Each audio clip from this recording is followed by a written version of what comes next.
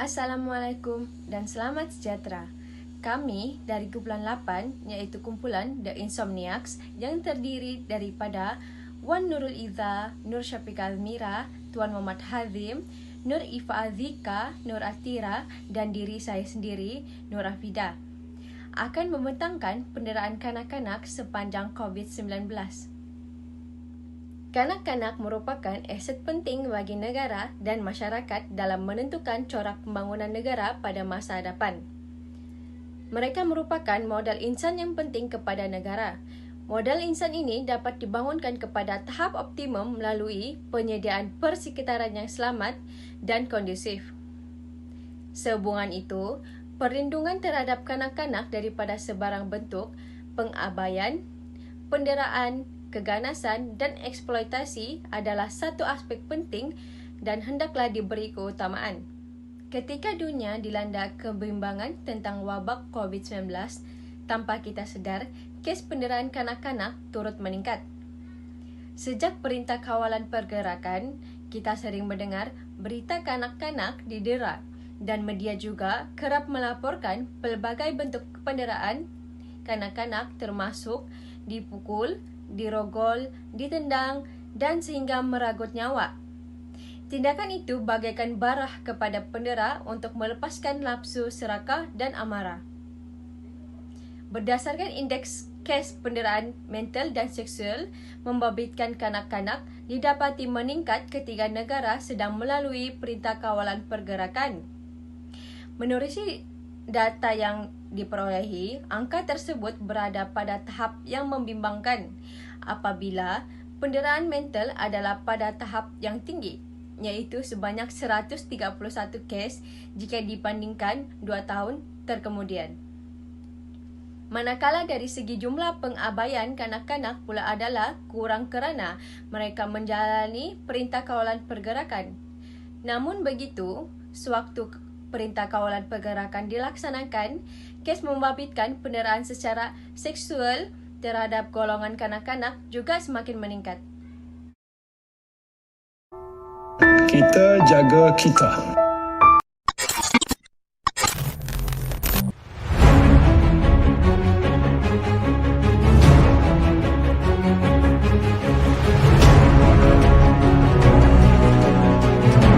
Hari ini memutuskan untuk melanjutkan pelaksanaan Perintah Kawalan Pergerakan.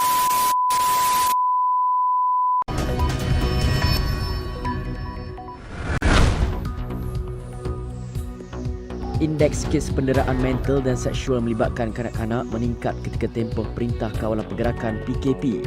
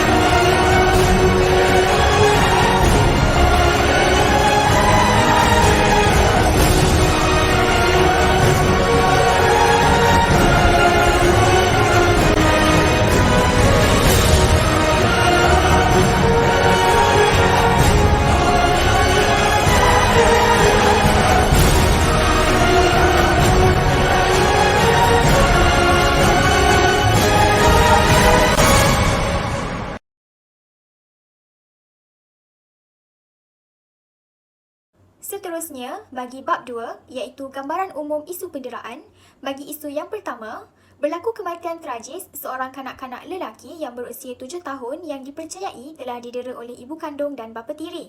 Bapa tiri tersebut membuat dakwaan bahawa anaknya dijumpai mati lemas di dalam tong air di rumahnya di Taman Kerubung Jaya.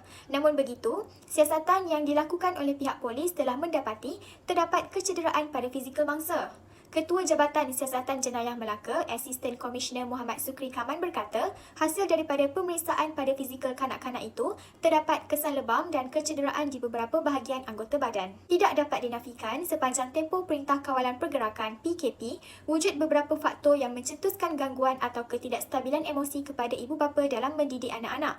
Isu ini memberi petanda bahawa kes penderaan di negara kita berada pada tahap yang membimbangkan. Sehubungan itu, bagi memastikan insiden ini tidak berulang lagi, semua pihak digesa memainkan peranan dengan mengambil tahu keadaan sekeliling. Oleh itu, guru ataupun jiran perlu memainkan peranan dengan memaklumkan kepada pihak berkuasa sekiranya melihat lebam akibat didera. Bagi isu kedua, seorang pengasuh warga Singapura ditahan berhubung kes penderaan kanak-kanak autism di Pusat Asuhan di Bandar Baru Ampang telah didakwa di Mahkamah Ampang.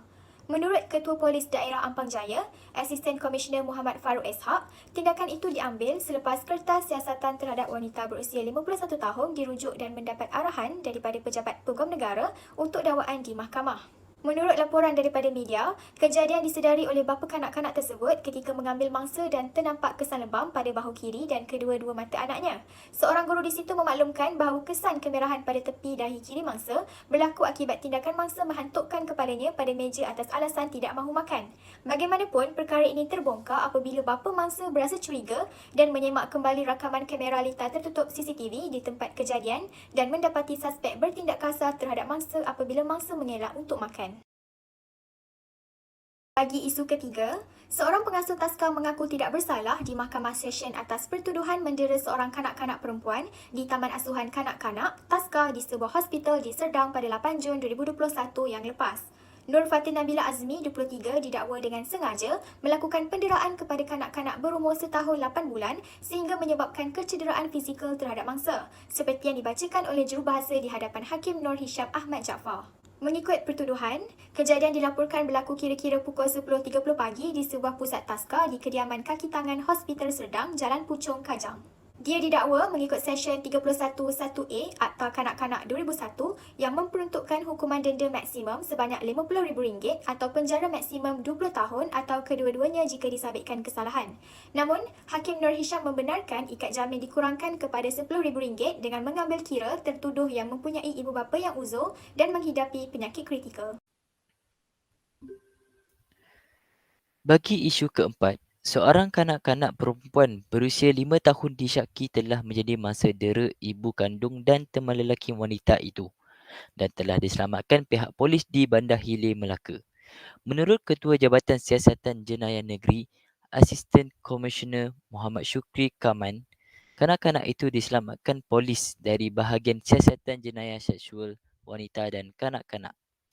Ibu Pejabat Polis Kontijen IPK Melaka kira-kira jam 10.45 malam sejurus menerima laporan daripada orang awam. Pemeriksaan awal ke atas mangsa mendapati terdapat beberapa kesan kecederaan pada bahagian tubuh badannya. Menurut beliau, mangsa dipercayai dipukul oleh ibu kandung dan teman lelakinya dengan menggunakan tangan dan tali pinggang. Mangsa merupakan anak sulung daripada dua beradik namun tiada kecederaan ditemui pada adik mangsa yang berusia setahun lebih dan telah dihantar ke Hospital Melaka untuk rawatan. Suspek wanita yang juga ibu kandung berusia 30 tahun ditahan di rumahnya, manakala teman lelakinya berusia 38 tahun pula ditangkap di Balai Polis Bandar Hilir. Kedua-dua suspek ini direman 7 hari bagi membantu siasatan mengikut Seksyen 31(1)A Akta Kanak-Kanak 2001.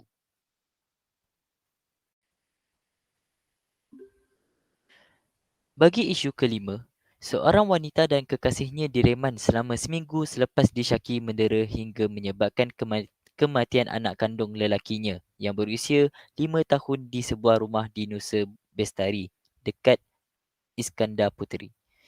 Menurut Ketua Polis Johor, Datuk Ayub Khan Maidin Piche, wanita berusia 35 tahun dan lelaki berusia 32 tahun itu direman bagi siasatan lanjut mengikut Seksyen 302 Kanun Kesiasaan dan Seksyen 311A Akta Kanak-Kanak 2001. Tangkapan kes ini hanya melibatkan dua individu dan mayat mangsa kanak-kanak lelaki masih belum dituntut di Jabatan Perubatan Forensik Hospital Sultanah Aminah. Menurut beliau lagi kepada pemberita di Ibu Pejabat Polis Kontijen Johor bahawa sebelum ini ibu mangsa merupakan seorang tukang cuci dan pernah berkahwin banyak kali namun tidak mendaftarkan perkahwinannya dan telah mempunyai 8 orang anak.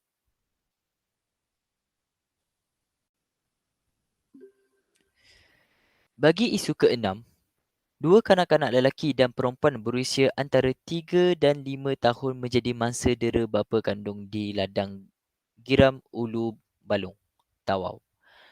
Ketua Polis Daerah Tawau, ACP Peter A.K. Umbuas berkata, video mengenai kanak-kanak malang itu turut menjadi tular di laman sosial sejak semalam dan dikongsi oleh pengguna di Facebook. Seorang anggota polis bantuan di Ladang Giram Division Ulung Balong Tawau telah melihat video berkenaan dan tampil membuat laporan polis di Balai Polis Seri Indah Tawau. Video yang berdurasi 26 minit dan 16 saat yang dirakam sendiri oleh suspek memaparkan seorang lelaki dan telah memijak dua kanak-kanak lelaki dan perempuan sambil memegang sebilah pisau. Sepasukan polis dari bahagian siasatan jenayah Ibu Pejabat Polis Daerah Tawau dan bahagian siasatan jenayah Ibu Pejabat Polis Daerah Semporna telah menahan suspek di sebuah rumah tidak bernombor di Kampung Andung, Jalan Kabogan, Semporna. Kejadian berlaku dipercayai akibat krisis rumah tangga suspek dan bertindak mengugut isteri suspek untuk pulang ke rumah dengan cara mendera kedua-dua orang anak suspek. Suspek merupakan warga asing berumur 20 tahun ditahan reman untuk siasatan lanjut. Manakala kedua-dua kanak-kanak tersebut dirujuk ke Hospital Tawau bagi tujuan pemeriksaan dan rawatan lanjut.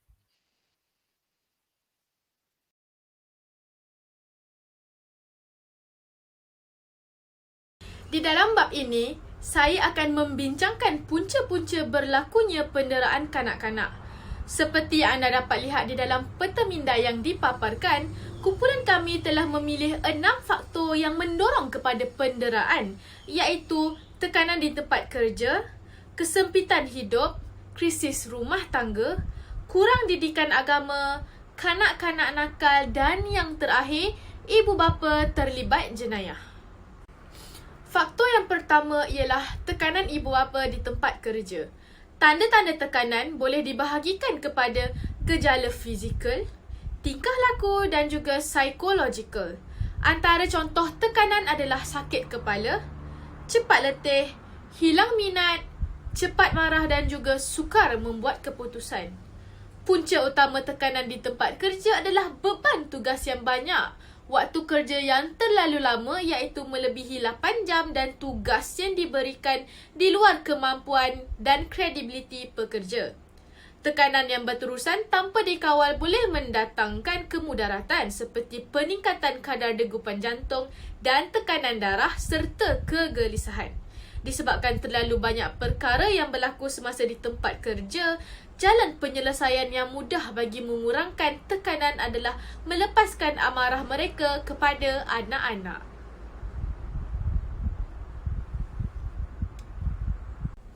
Seterusnya, masalah kewangan dan kos sara hidup yang tinggi, lebih-lebih lagi di musim pandemik COVID-19 ini juga menjadi punca ibu bapa bersikap cuai dalam penjagaan anak-anak. Tekanan yang dihadapi oleh ibu bapa dalam kehidupan seharian mereka telah mempengaruhi mereka untuk bertindak luar waras dengan memukul sehingga menyebabkan kecederaan fizikal kepada anak-anak. Kesempitan hidup yang melanda mungkin menyebabkan segelintir ibu bapa tidak mampu menanggung perbelanjaan mereka sekeluarga. Antara inisiatif ibu bapa untuk mengurangkan perbelanjaan adalah dengan menyerahkan anak-anak mereka kepada ahli keluarga terdekat seperti ibu saudara. Terdapat sebahagian kanak-kanak yang telah didera secara sembunyi oleh keluarga terdekat. Sebagai kanak-kanak, tidak ramai yang tahu untuk bersuara dan melaporkan perkara tersebut kepada ibu bapa kerana bimbang akan dimarahi semula dan mungkin akan dilabel penipu kerana ibu bapa berpendapat tidak mungkin ada antara ahli keluarga mereka yang sanggup bertindak sedemikian.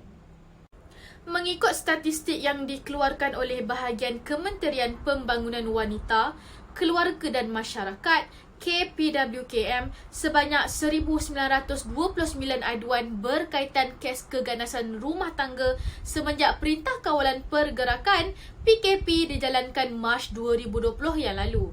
Manakala sebanyak 3,875 kes penderaan, penganiayaan dan pengabaian ke atas kanak-kanak direkodkan di negara ini sehingga September 2021. Antara punca yang membawa kepada krisis rumah tangga adalah sikap ibu atau bapa yang tidak bertanggungjawab dalam menjalankan tugas menjaga anak-anak. Seterusnya, kehadiran orang ketiga juga menjadi punca keruntuhan rumah tangga pasangan suami isteri. Rentetan itu, pasangan yang dicurangi akan merasa tertekan dan melempiaskan nafsu marah mereka kepada anak-anak. Tekanan emosi juga akan menyebabkan mereka kemurungan, tidak mampu mengawal diri dan mudah berasa marah dan serangan panik. Faktor keempat yang menjurus kepada penderaan kanak-kanak adalah kurang didikan agama dalam kalangan ibu bapa. Ilmu agama merupakan tonggak utama yang menjamin keutuhan dan perpaduan institusi keluarga.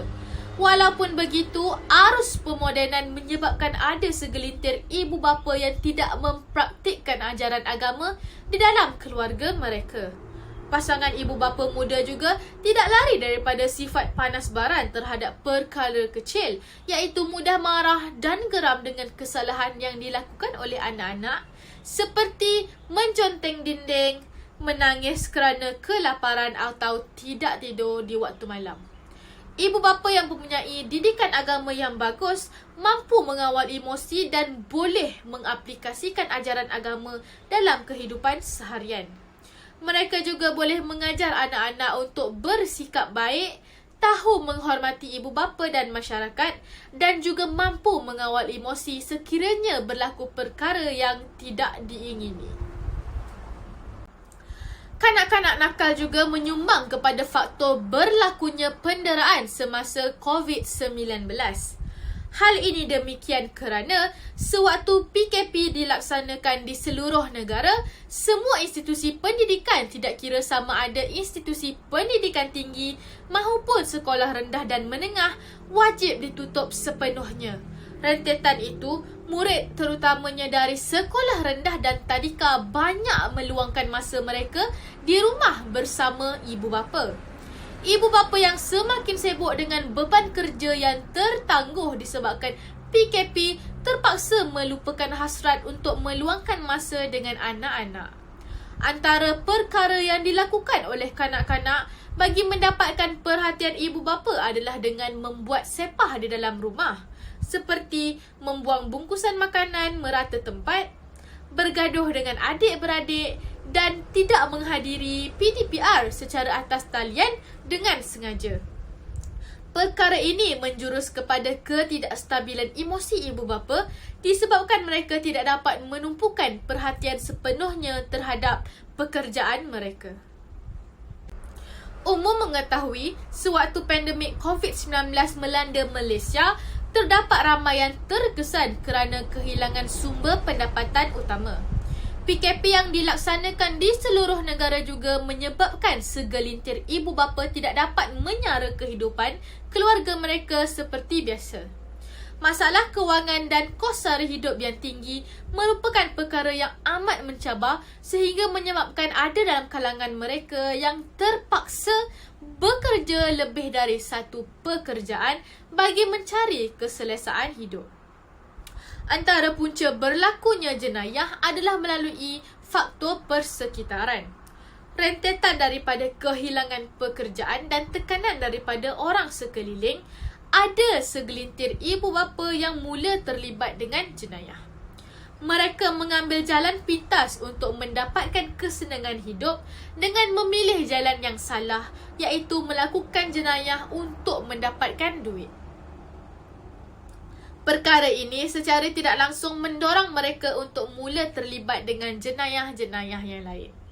Ibu bapa yang terlibat dengan jenayah juga mempunyai potensi yang besar untuk mendera anak-anak mereka di rumah. Hal ini demikian kerana mereka merasakan bahawa mendera anak-anak merupakan satu kepuasan buat mereka. Mereka juga berfikir bahawa mendera merupakan perkara yang biasa berbanding dengan jenayah yang dilakukan.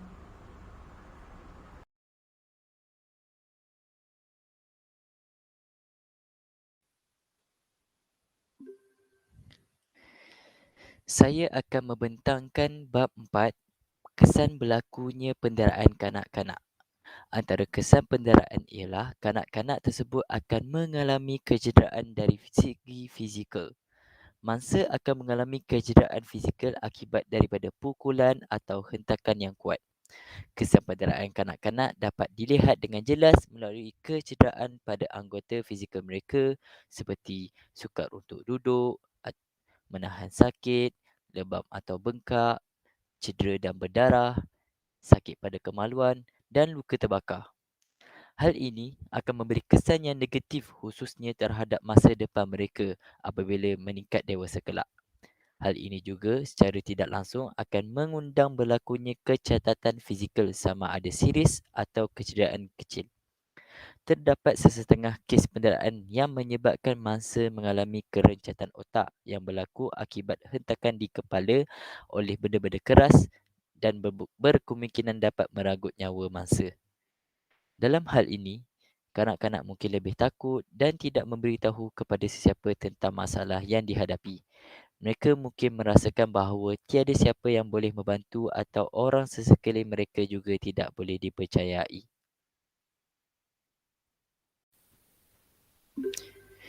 Seterusnya, antara kesan yang sering berlakunya penderaan kanak-kanak ialah mengganggu proses perkembangan. Secara umumnya, otak manusia akan melalui tahap perkembangan luar biasa ketika masih bayi dan kanak-kanak. Kejadian yang sama dan berulang terjadi sebenarnya boleh mendatangkan kesan terhadap diri kanak-kanak dan menyebabkan otak tidak aktif.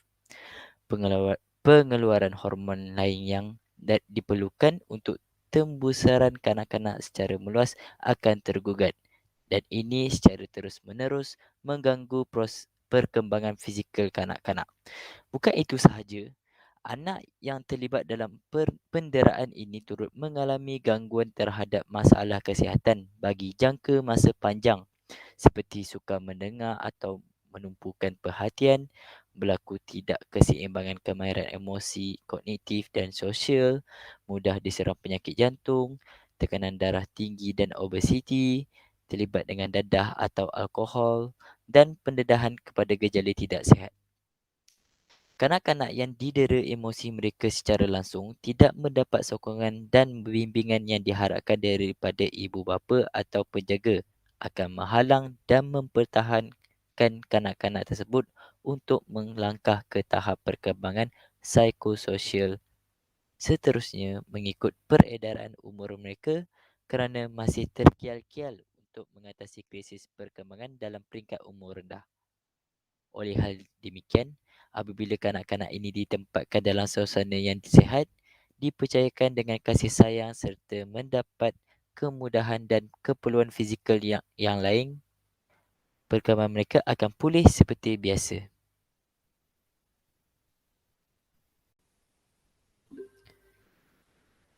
Terdapat banyak kesan negatif boleh berlaku apabila kanak-kanak menjadi mangsa penderaan emosi. Antara kesannya ialah kesan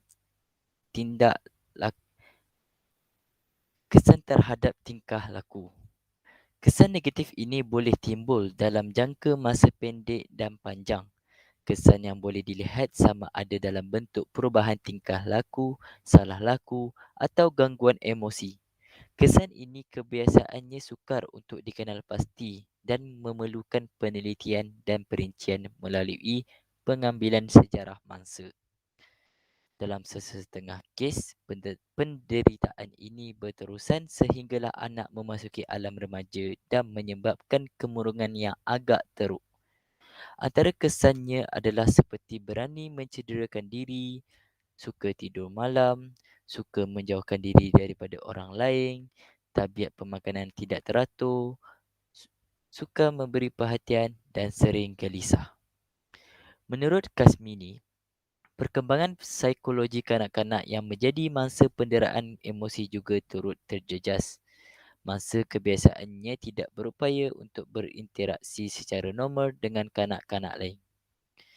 Dari kes ini, didapati bahawa ibu bapa kanak-kanak ini telah mengabaikannya sejak dilahirkan. Perkara ini menunjukkan kanak-kanak ini telah terganggu secara emosional dan tidak diberi rawatan yang sepatutnya seperti yang digariskan dalam 10 prinsip hak kanak-kanak oleh Jabatan Kebajikan Masyarakat.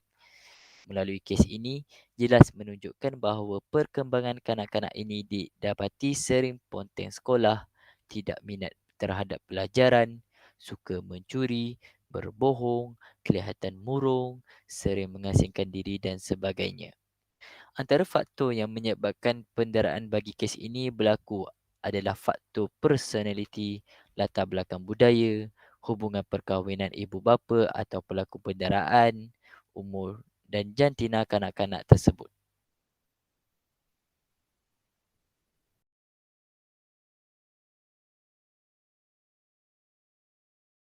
Assalamualaikum dan salam sejahtera. Nama saya Nur Syafiqah Azmira binti Khalid dan saya akan membentangkan bab 6 iaitu langkah mengatasi penderaan terhadap kanak-kanak. Langkah mengatasi penderaan kanak-kanak yang pertama ialah melalui peranan ibu bapa. Suami isteri haruslah mengambil kursus-kursus pendidikan keibubapaan dan pendidikan agama setelah mereka berkahwin. Mereka harus sedar tanggungjawab untuk membentuk sebuah keluarga yang bahagia sebagai seorang ibu bapa. Mereka akan didedahkan cara menjaga anak mereka dan melayan pasangan mereka dengan baik melalui pendidikan ini. Ibu bapa juga mestilah mempunyai kesedaran yang tinggi untuk menjadi teladan yang baik kepada anak mereka. Apabila menghadapi tekanan, mereka harus menghadiri sesi bimbingan dan kaunseling supaya tidak melepaskan tekanan mereka kepada pasangan dan anaknya. Usaha memperkukuhkan institusi kekeluargaan dilakukan dengan memperluaskan kursus keibubapaan oleh Tabung Pembangunan Sumber Manusia Berhad HRDF dan melancarkan Direktori Perkhidmatan Keluarga sebagai one-stop center yang memberikan hikmat kesokongan kepada ahli keluarga yang memerlukan bantuan. Sebagai contoh, ibu bapa perlu tekankan cara-cara lain mendisiplinkan anak selain dari menggunakan hukuman fizikal yang melibatkan tekanan fizikal dan emosi. Hukuman korporal menggunakan kawalan luar dan boleh melibatkan penggunaan kuasa dan dominasi dan sama seperti penderaan seperti menarik perhatian dan mengubah pandangan, menentukan jangka masa untuk ditenteramkan, menetapkan had peraturan yang sesuai dengan tahap perkembangan dan umur kanak-kanak, melakukan penyelesaian masalah bersama dan menarik balik kemudahan sementara waktu. Dengan cara itu, kanak-kanak akan bertindak mengikut arahan ibu bapa dan tidak akan menjurus kepada penderaan yang boleh membawa kepada kesihatan fizikal dan mental anak-anak. Langkah yang kedua ialah melalui peranan majikan. Para wanita yang berkerjaya boleh menghadapi konflik untuk memenuhi tanggungjawab mereka untuk keluarga dan bekerja. Menurut von der Wolf 1988, konflik ini timbul kerana ketidakupayaan untuk memenuhi permintaan antara kerja dan keluarga secara seimbang, menyebabkan mereka lebih terlibat dengan satu peranan dan mengalami kesulitan dalam melaksanakan peranan lain. Mengimbangi kerjaya dan keluarga boleh menjadi sukar. Kedua-duanya penting dan memerlukan masa dan usaha. Majikan perlu menimbangkan idea menubuhkan pusat penjagaan kanak-kanak di tempat kerja bagi membantu mengurangkan tekanan kepada ibu bapa yang bekerja. Kanak-kanak itu sendiri akan berasa lebih selamat dan selesa di tempat kerja ibu mereka dan mungkin mereka memberi respon yang lebih baik terhadap proses pembelajaran di situ. Di Malaysia, penumbuhan taska di tempat kerja terutama di sektor awam baru diperkenalkan dan akan diperluaskan. Ini merupakan saranan kerajaan di mana objektif utama inisiatif ini adalah untuk menyediakan perkhidmatan asuhan gantian kepada kanak-kanak dan membantu meringankan bebanan wanita bekerja pada masa yang sama menggalakkan mereka menghantar anak ke taska. Penumbuhan taska di tempat kerja sektor awam iaitu Taska Anak Pintar memberikan perkhidmatan yang terbaik bagi membentuk perkembangan kanak-kanak yang holistik dan seimbang selain memberi tumpuan kepada pembelajaran. Di dalam taska tersebut disediakan kamera litar tertutup, CCTV, bagi memantau anak-anak. Selain itu, terdapat juga penyediaan tikar getah yang pelbagai bentuk, warna dan corak agar anak-anak tertarik dan juga untuk menjaga keselamatan mereka. Di taska tersebut juga disediakan tempat pembelajaran dan tempat permainan yang mesra anak-anak, juga kawasan taska yang ceria dengan adanya pelbagai hiasan dinding yang menarik. Dengan adanya penubuhan taska ini, dapat meringankan beban ibu bapa yang sentiasa sibuk dengan pekerjaan dan menyebabkan timbul perasaan jiwa kacau dan stres, sehinggakan mereka melepaskan amarah terhadap anak mereka, dan hal ini menjurus kepada berlakunya penderaan kanak-kanak. Langkah terakhir ialah melalui peranan masyarakat. Masyarakat haruslah sentiasa peka dengan keadaan di sekelilingnya. Jika mendapati terdapat salah seorang jiran yang melakukan penderaan terhadap anak-anak, mereka haruslah segera melaporkan kejadian tersebut kepada pihak polis secepat yang mungkin tanpa mempedulikan ancaman daripada jiran mereka. Selain itu, pengawalan keselamatan di sekeliling kediaman penduduk haruslah diperketatkan. Hal ini amatlah penting bagi memastikan kanak-kanak mendapat perlindungan daripada didera serta disakiti oleh mana-mana pihak yang tidak bermoral itu. Kerajaan menerusi Kementerian Pembangunan Wanita, Keluarga dan Masyarakat (KPWKM) digesa bertindak segera dalam menggerakkan kempen bersepadu seluruh negara bagi meningkatkan kesedaran dan memperkasa komuniti setempat dalam melaporkan insiden penderaan kanak-kanak dan keganasan di rumah. Pengerusi Biro Kanun Angkatan Wanita Amanah Negara, AWAN, Soraya Salim, menyatakan bahawa nombor talian kasih 15999, talian bantuan kecemasan dan balai polis terdekat seharusnya dihebahkan di semua saluran komunikasi, media dan ruang awam dalam tempoh negara menjalani perintah kawalan pergerakan. Ahli komuniti juga harus diperkasakan bagi mengambil tanggungjawab yang lebih berbanding hanya sekadar pemerhati. Komuniti setempat termasuk jiran tetangga, persatuan penduduk, karya, masjid dan surau misalnya harus diperkasakan sebagai barisan hadapan mencegah dan melaporkan penderaan kanak-kanak serta keganasan di rumah. Advokasi kepada masyarakat dan komuniti juga harus dipertingkatkan serta diberikan maklumat untuk segera merujuk kes-kes dalam Komuniti Pusat Sehenti Krisis OSCC dan Sistem Suspected Child Abuse and Neglect SCAN di hospital kerajaan. Usaha-usaha pemerkasaan komuniti setempat mencegah keganasan ini harus dilancarkan segera tanpa berlengah lagi di seluruh negara untuk mengatasi isu penderaan kanak-kanak. Seterusnya, kami mencadangkan aplikasi WeCare, di mana aplikasi ini berfungsi untuk membendung kes penderaan kanak-kanak daripada terus berlaku. Aplikasi ini boleh dimuat turun oleh semua lapisan masyarakat melalui peranti mudah alih. Dan terdapat 3 fungsi utama aplikasi ini kepada pengguna. Yang mana yang pertama adalah aplikasi ini merupakan satu ruang yang mana boleh menyelamatkan mangsa dera dengan cara mereka boleh membuat aduan dengan kadar segera melalui nombor aduan yang tertera pada aplikasi ini. Jadi, mangsa boleh membuat sebarang aduan kepada pihak berkuasa berkenaan dengan penderaan yang berlaku kepada mereka. Bukan itu sahaja, malah masyarakat lain juga yang menyaksikan kes penderaan yang berlaku di sekeliling mereka atau di depan mata mereka boleh melaporkan kes tersebut kepada pihak berkuasa melalui aplikasi ini. Kedua, mangsa dera juga boleh mendapatkan sesi nasihat atau sesi kaunseling secara atas talian melalui perkhidmatan daripada kaunselor yang bertauliah. Ini adalah penting untuk membantu mereka bagi memulihkan semangat daripada trauma yang berlaku dalam kehidupan mereka dan juga untuk mengatasi kemurungan yang melanda mereka supaya mereka dapat meneruskan kehidupan mereka pada masa akan datang. Bahkan, aplikasi ini juga mampu untuk memantau keadaan mangsa dari semasa ke semasa melalui sesi kaunseling yang dijalankan.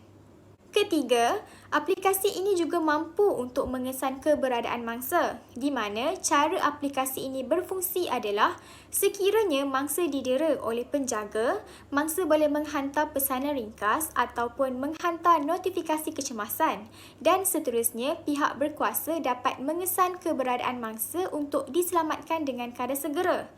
Langkah segera ini adalah sangat baik bagi membendung kes penderaan yang disyaki berlaku di sesuatu tempat daripada ia menjadi lebih teruk dan parah dan juga ia boleh menyelamatkan kanak-kanak daripada berlakunya kematian. Secara umumnya, kesimpulan yang dapat dihuraikan dalam topik penderaan kanak-kanak sepanjang COVID-19 ini ialah terdapat banyak faktor berlakunya kes penderaan kanak-kanak sepanjang tempoh pandemik COVID-19 di Malaysia. Faktor-faktor ini termasuklah berpunca daripada pemangsa iaitu ibu bapa, mangsa iaitu kanak-kanak serta banyak lagi. Faktor-faktor ini sewajarnya diberikan perhatian oleh masyarakat dan badan autoriti dalam menangani kes penderaan yang semakin membimbangkan. Keutamaan juga perlu diberikan kepada negeri-negeri yang mencatatkan rekod kes penderaan yang tinggi seperti Selangor, Kuala Lumpur dan Kedah tanpa mengabaikan negeri-negeri yang lain. Kajian berkaitan keluarga sejahtera dan selamat serta kajian terhadap penghayatan keagamaan terutamanya akidah dan adab kekeluargaan Islam harus terus diperkayakan agar dapat menjadi panduan dan bimbingan kepada masyarakat, khususnya ibu bapa. Diharapkan kajian berkaitan analisis faktor-faktor penderaan kanak-kanak sepanjang tempoh COVID-19 ini dapat membuka mata masyarakat di Malaysia dan juga seluruh pelosok dunia serta dapat dijadikan sempadan dalam menjalani kehidupan seharian.